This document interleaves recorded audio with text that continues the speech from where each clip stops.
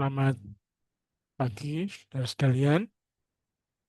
Hari ini kita adakan kuliah secara sinkronus, asinkronus ya, secara daring.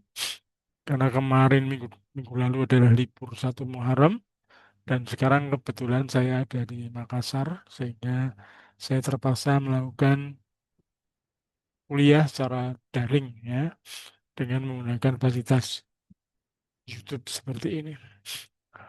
Hari ini kita masuk kepada praktikum yang ketiga terkait dengan penyusunan laporan penelitian yang telah Anda buat ya. Anda kan sudah melakukan riset, Anda sudah olah data, dan sekarang adalah tahap Anda menyusun laporan.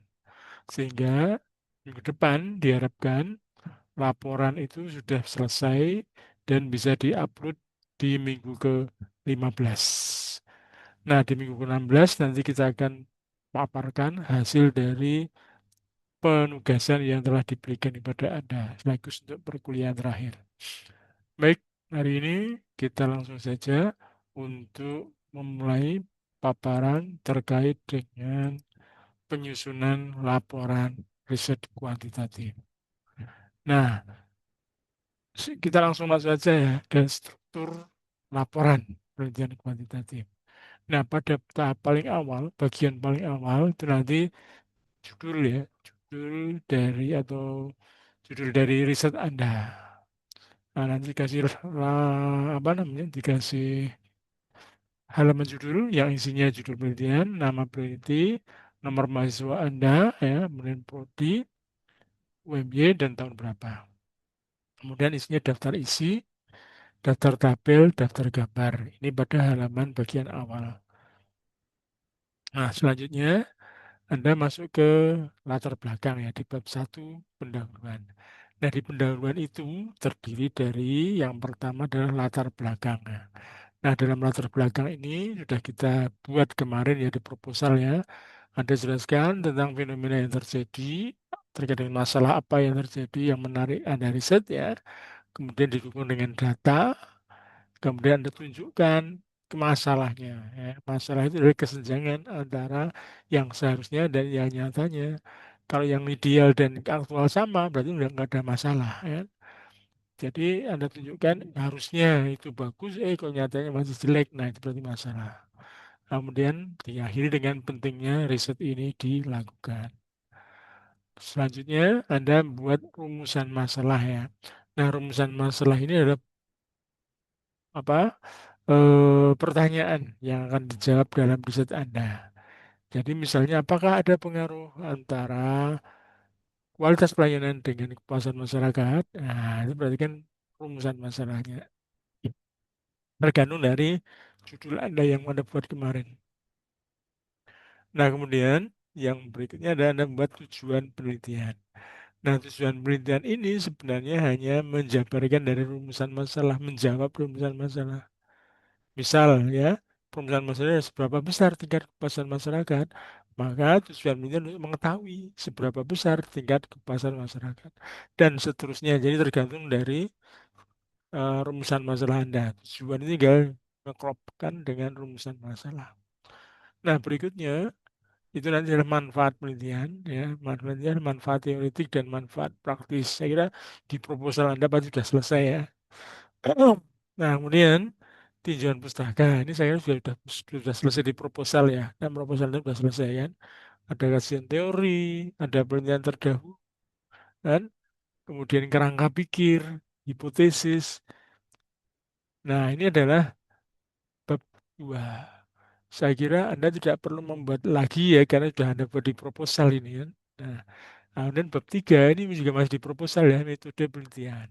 Metode tentunya Anda sudah buat ya, jenis-jenis penelitiannya apa, lokasinya di mana, populasi sampelnya bagaimana, dan kemudian definisi operasionalnya, dan teknik pengumpulan datanya, ya, dan teknik analisis data. Sudah, ini berarti Anda sudah proposal sudah selesai. Jadi ini sebenarnya adalah proposal ya. Nah, berikutnya yang merupakan hasil dari riset laporannya itu di bab berikutnya, yaitu bab ini. Nah, bab 4 ini berarti laporan tentang hasil riset Anda. Kalau yang bab 1 sampai 3 tadi sebenarnya udah Anda buat di tugas yang kemarin ya, di proposal itu ya. Nah, sekarang yang berikutnya adalah lanjutannya ini, bab 4 hasil penelitian dan pembahasan. Nah, di sini silahkan Anda deskripsikan ya terkait dengan misalnya lokasi penelitiannya ya, di mana deskripsikan aja objek penelitiannya mana, kondisi geografis, demografis misalnya ya, jelaskan. Jadi gambaran umum terkait dengan lokasi riset. Nah, setelah itu Anda masuk ke respondennya. Nah, respondennya itu tergantung dari Anda kemarin milih siapa, mahasiswa UMY. Nah, nanti dibuat karakteristiknya seperti ini ya, jenis kelamin misalnya, atau nanti angkatan, angkatan berapa dia, dan seterusnya. Nah, itu dijelaskan, mau ada 32 kemarin yang kita riset misalnya, laki-lakinya 15, perempuannya 17 misalnya, ada jelaskan. Nah, ini adalah namanya karakteristik responden. Nah, setelah itu Anda masuk ke hasil analisis datanya ya. Hasil analisis berarti Anda olah kemarin kan itu sudah mengolah data ya. Dari lapangan kita olah entah pakai korelasi, entah pakai indeks, entah pakai regresi ya. Nah, nanti Anda olah di sini Anda deskripsikan hasilnya dengan uji hipotesis ya. Nah, kalau sudah seperti ini Anda jelaskan ya dibahas. Dibahas itu jelaskan ya. Dari hasil riset Anda itu kemudian Anda kaitkan dengan teori yang Anda gunakan dan kemudian dengan penelitian terdahulu, kemudian hasilnya seperti apa. Oh, jadi penelitian Anda ini menunjukkan bagaimana gitu ya. Nah, itu adalah pembahasan ya. Nah, setelah pembahasannya sudah selesai, maka Anda tinggal penutup. Nah, penutup ini isinya adalah kesimpulan dan saran ya. Nah, kesimpulan itu intinya adalah menjawab rumusan masalah berdasarkan hasil analisis ya dan secara ringkas dan jelas. Sedangkan saran itu bisa dibedakan menjadi saran praktis dan saran akademis ya. Saran praktis berarti saran yang bisa digunakan untuk kegiatan praktis ya. Misalnya saran ke pemerintah daerah untuk melakukan pembersihan sampah misalnya. Nah, ini praktis ya. Nah, kalau saran akademis itu kan terkait dengan saran yang terkait dengan hasil riset pengembangan ilmu ya. Nah, itu saya kira dan yang terakhir nanti adalah daftar pustaka. Nah, daftar pustaka berarti daftar pustaka yang Anda gunakan dalam riset ini. Saya kira demikian ya saudara sekalian ya. Jadi sudah saya jelaskan dengan apa namanya dengan ringkas apa yang harus Anda lakukan. Jadi yang Anda harus lakukan adalah membuat bab 4 dan bab 5 ya. Hasil penelitian, pembahasan, kemudian penutup daftar pustaka. Sudah, yang bab 1, bab 3 kan sudah selesai kemarin. Nah, nanti bab 1, bab 3, 2, 3-nya tinggal ditempelkan dengan bab 4 dan 5 ya. Nanti jadi laporan hasil riset Anda.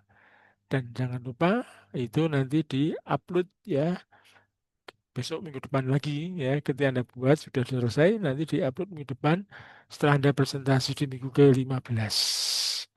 Minggu 15 berarti tanggal 30 ya minggu berikutnya. Ya, ini tentunya kita apa namanya agak mundur 1 minggu itu karena kemarin libur 1 Muharram ya sehingga kita tidak bisa masuk. Demikian, terima kasih atas perhatiannya dan selamat bekerja ya untuk menyelesaikan tugas terakhir Anda dalam bentuk laporan riset kebijakan. Terima kasih atas eh, partisipasinya ya dan kita akhiri ya. Assalamualaikum warahmatullahi wabarakatuh.